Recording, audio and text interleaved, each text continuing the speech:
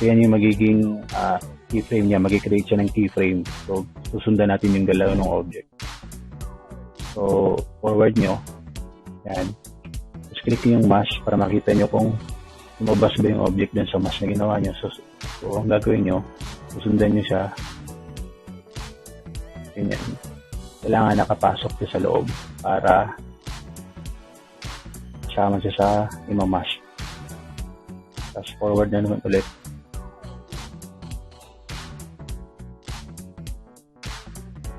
Yan. Huwag nyo dito. Kung makikita nyo, nag-create dito ng keyframes. Yan. Dito. Yan. Keyframes yan. Yung sa mga marunong na sa Premiere Pro. So, nag-create siya ng keyframes. Tapos forward na naman natin ulit. So, forward natin kung sa taas. Forward. Yan. Sundan natin yung galaw niya.